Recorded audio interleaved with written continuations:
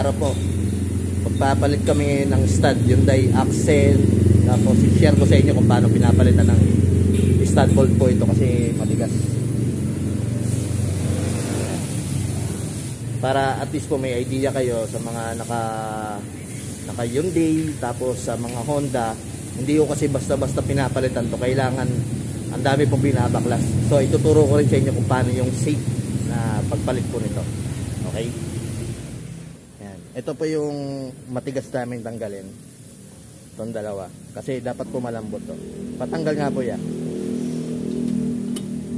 Ayan. Dapat po nakabilis lang tanggalin yan. Ayan, dalawa.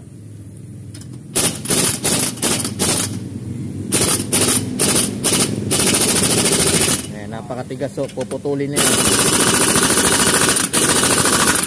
Bago po tanggalin, mapuputol na yan. So, okay, putulin na lang ho natin yan. Okay, pag putol ho yan, pepersain na lang talaga paluwag yan. Walang ibang pwede pong gawin dyan, kundi luluwagan na lang talaga hanggang sa maputol. Kasi sobrang tigas na ho. Ayun, natanggal na ho namin, putol na.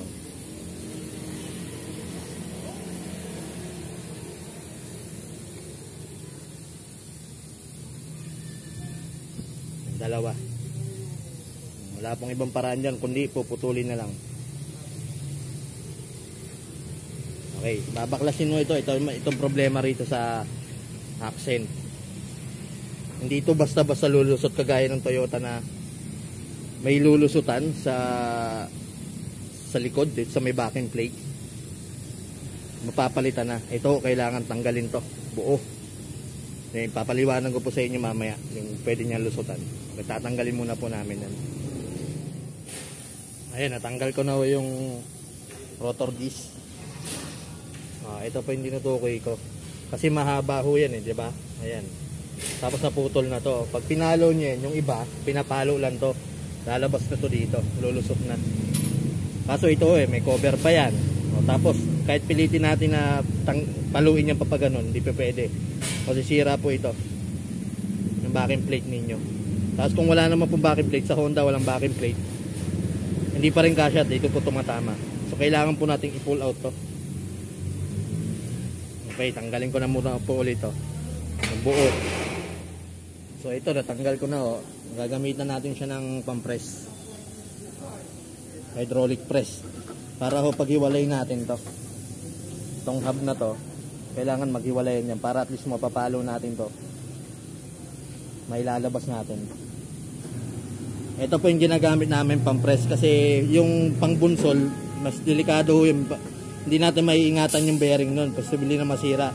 Ito, lalo pag bago yung mga sasakyan, pwede pa natin na maiwasan yung pagkasira ng bearing. Kumbaga, pag pinress natin ito, dahan-dahan ho siyang mailalabas, hindi siya persahan. Kaya may tendency na ibabalik natin yung bearing. Pero pag luma na yung mga ibang sasakyan, matagal na rin, yung iba pinapalitan na rin ho ng bearing. Sinasabay na. Pero ito bago pa ho yung sasakyan na to, kaya ingatan namin yung bearing na masira, may ibabalik. Okay, so kalasin ko lang po ulit.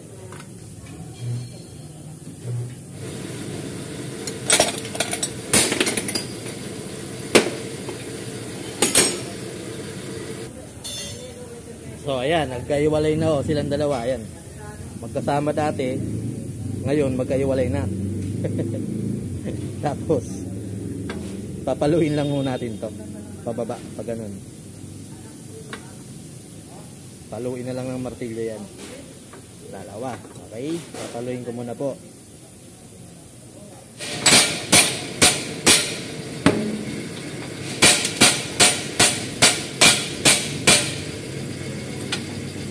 Press mo dong.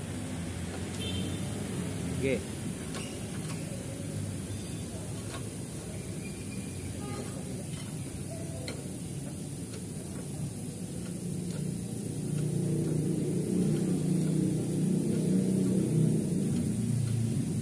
Okay.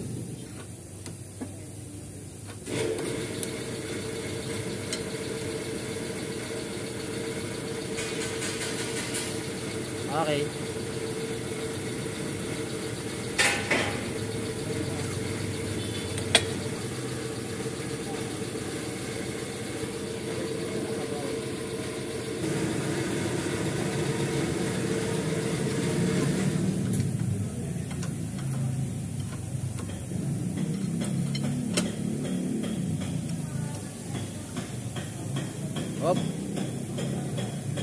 Ayun dong, release na.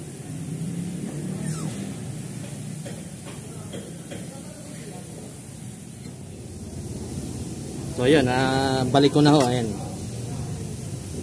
Inikot ko ho, swabe naman yung bearing. Sabihin, good pa yung bearing kahit di na magpalit. Ayan. Bago na. Ayan, bibigyan ko po kayo ng mga tips paano hindi ma-lost thread tong mga to. Lalo sa mga nagde-DIY kasi pagka na-lost thread nga ho, ganito na mangyayari, medyo hassle. Tapos papaalain pa kayo, syempre gastos. Sa ngayon no, yun lang muna, pinakita ko lang sa inyo ba. Para at least maging aware tayo, maging maingat sa pag-ano ng stud kasi may mga sakyan na hindi madali magpalit ng stud. Kung sa Toyota ho, mga madadali lang yun, papaluin lang yun. Pag pinalo nyo dito,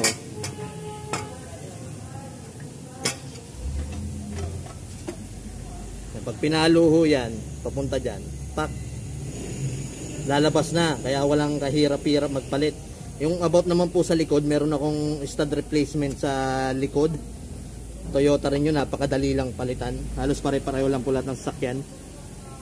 Kaya panoorin nyo para kahit kayo mag-DIY kayo, walang problema.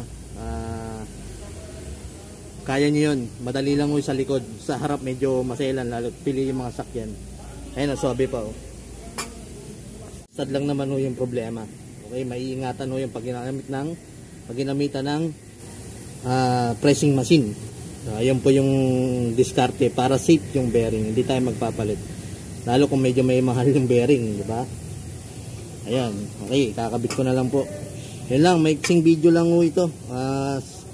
Maging aware po tayo sa pag-iigpit. Gagawin ko po ng video yan kung paano mag-igpit ng tama para at least alam nating lahat. Okay, salamat po sa mga sumusuporta sa akin. Kakabit ko na lang to. Magandang araw po.